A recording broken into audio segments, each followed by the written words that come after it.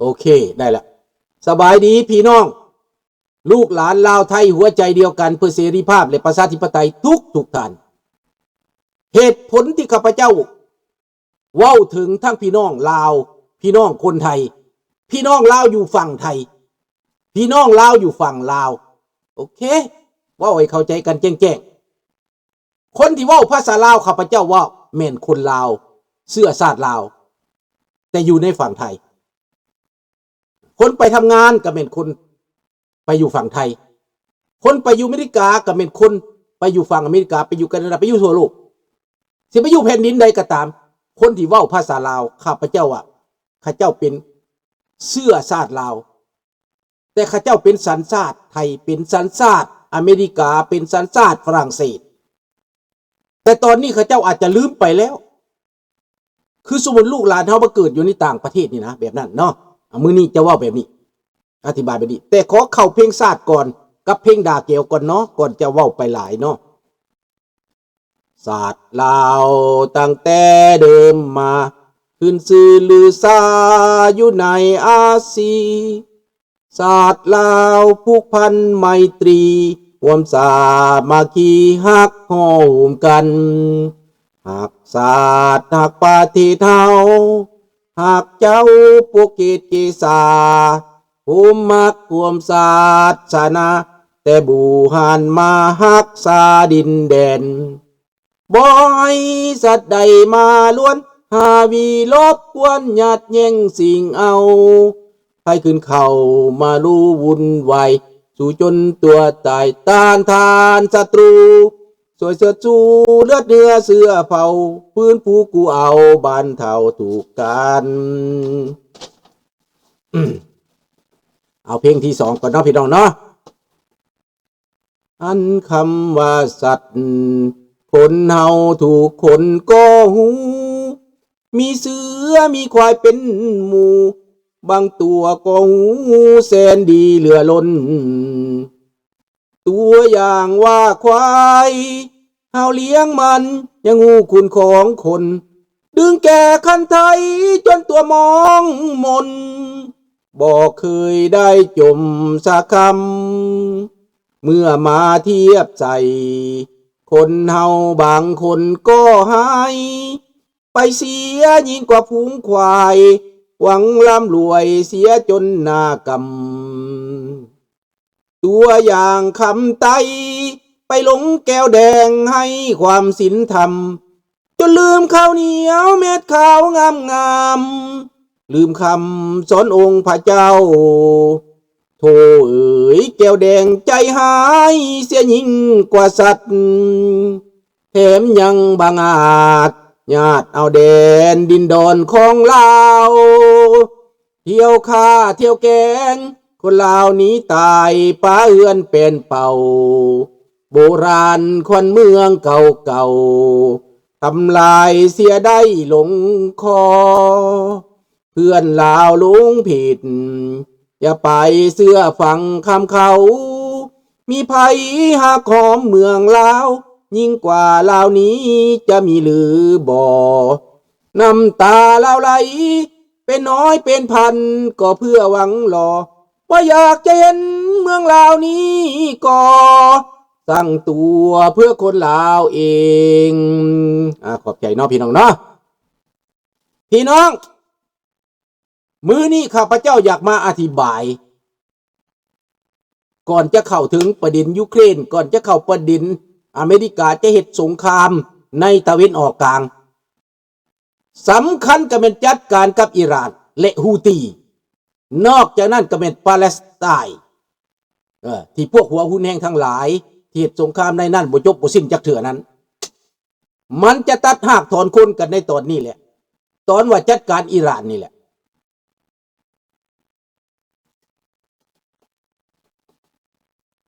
อิตาถ้ำส่งทหารไปแล้ว 40,000 คนขนไปหลายเที่ยวแล้วอาวุธยุทโธภัณฑ์ B2 B1 Lancer F35 เรือขนเครื่องบินเรือบรรทุกเครื่องบิน 2-3 ลำไปแล้วประจำการอยู่ในตะวันออกกลางแล้วพี่น้องนี่ มันสิเกิดหยังกะโหดเด้อแปลงหมวกก่อนเว้ยคือว่าบ่เที่ยงเว้ย ไปประจำการในตะวันออกกลาง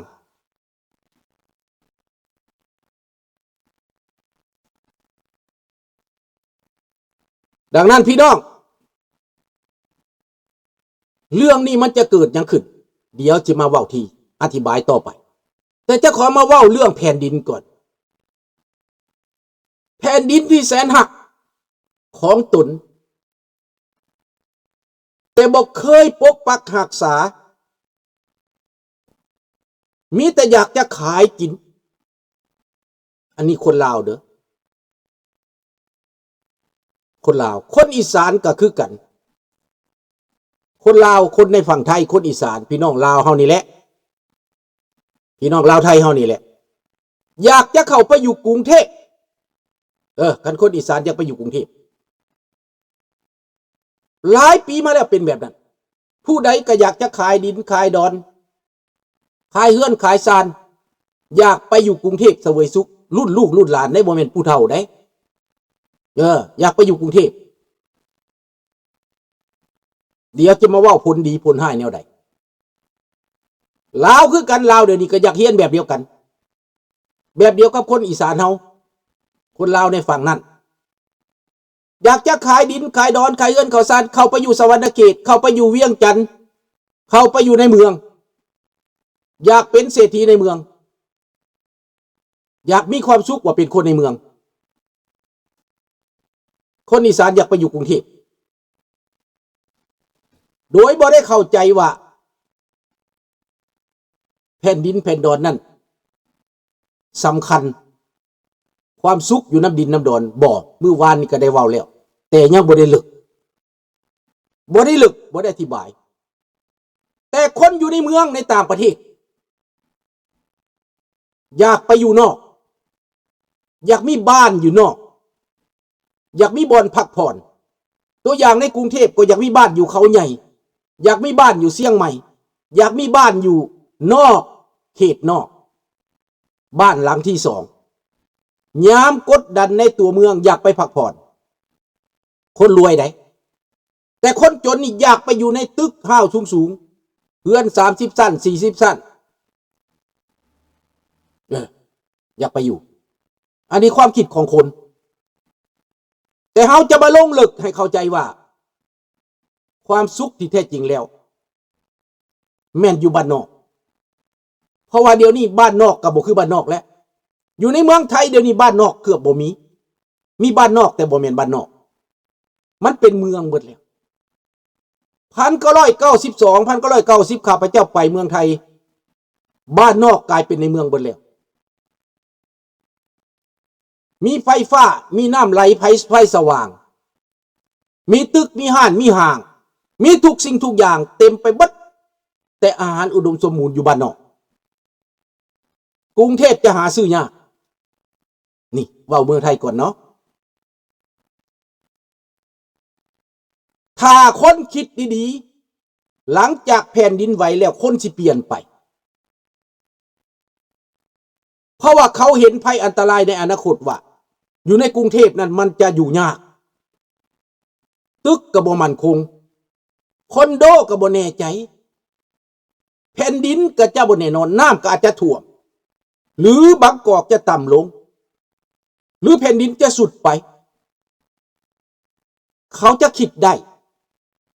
ดังข้าพเจ้าเคยเว้ามาตลอดว่าคนอีสานอยู่ดีแล้วมีความสุขอยู่ทงไห่ทงนากว้างตัวใดยิ่งดีอากาศปลอดโปร่งอาหารการกินเป็นของธรรมชาติดั้งเดิมหากินเฮ็ดกินหอน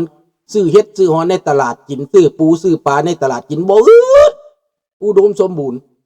แต่ว่าขาดเงินขาดงานเฮ็ดจั่งใดสิสร้างงานเดี๋ยวนี้คนอีสานคนไทยก็ฉลาดขึ้นเด้คนบ้านนอกต้องขายออนไลน์ต้องเฮ็ด YouTube ต้องเฮ็ดเรียวหาเงินก็กลายเป็นคนมีเงินอยู่กับบ้านอยู่กับทีเฮ็ดเขาห้องว่าสวนพอเพียง หรือว่าเขาห้องมันอย่างนานะเห็ดนาอยู่ในท้องนาน่ะบ้านสวนก็ว่าได้กระเมนอันนั้นกระเมนมีคำเว้าคำหนึ่งว่า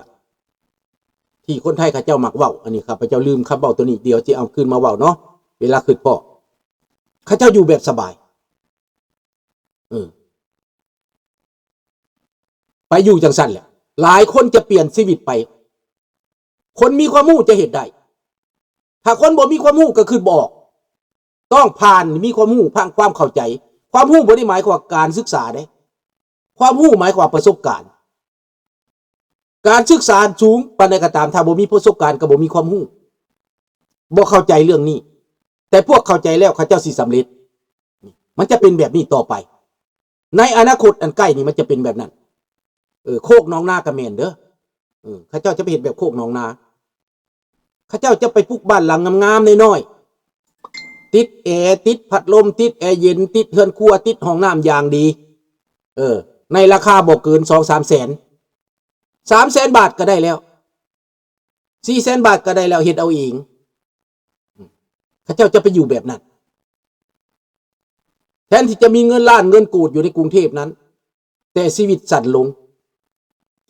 กินควันผิดกินอาหารผิดอยู่แบบกดดันอยู่แบบบ่มีความสุขว่าสั่นไปนี่เพราะว่าบ่เห็นความสำคัญของแผ่นดินในตอนนี้คนลาวคนไทยในตัวเมืองใหญ่เริ่มอ่านขึ้นหลังเริ่มมาหันให้ความสนใจกับแถวภาคอีสานแล้วเดี๋ยวนี้นะจะออกจากกรุงเทพไปอยู่ภาคอีสานจะให้ความสำคัญกับว่ามันปลอดภัยแม่นบ่ถ้าบ่เดี๋ยวนี้ถ้าว่าบ่มียาเสพติดความปัญหาของประเทศไทยมีหยังความหุนแหงฆ่าตีบีโบยกันนี่หุนแหงบ่ฮู้จักว่ารัฐบาลจะแก้วิธีนี่แนวใดคันถ้ามาเบิ่งแคนาดาเบิ่งซิสเต็มเขาในแคนาดา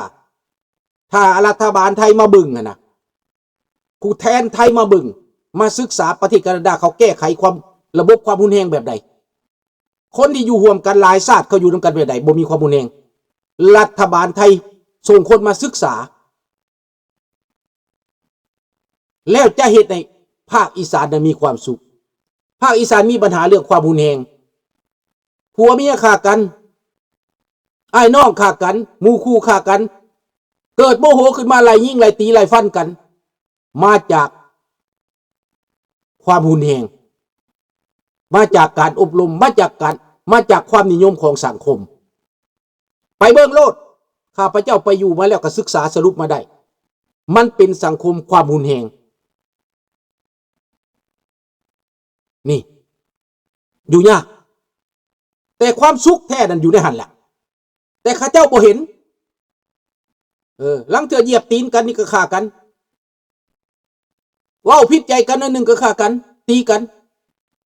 ตายรายวันออกข่าวทีวีอยู่ตลอดเป็นสังคมความหุนแหงถ้าสรุปได้แล้วไล่มติไล่สถิตินั่นเป็นสังคมความหุนแหงในประเทศที่ความหุนแหงได้แต่คนไทยอาจจะธรรมดาเขาอาจจะถือว่าธรรมดาเด็กนักเรียนนี่ถือง่าวถือมีดถือปืนไล่ยิงกันได้ถนนนี่ไล่มอเตอร์ไซค์เส้นแว่นกันนี่นะในประเทศแคนาดามีบ่มีสงบสุขกว่านั้น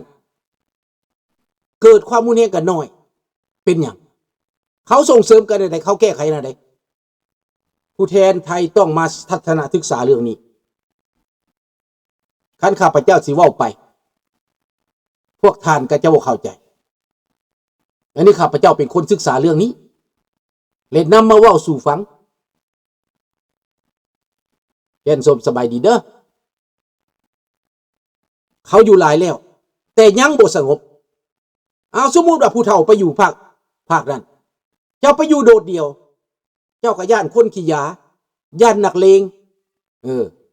ย่านคนมาปุ้นเห็นบ่นี่เจ้าย่านเพราะว่าความปลอดภัยความมั่นคงมันยังบ่มีมันยังบ่ได้เจ้าหน้าที่ก็บ่สามารถคุ้มครองได้บ่สามารถปกป้อง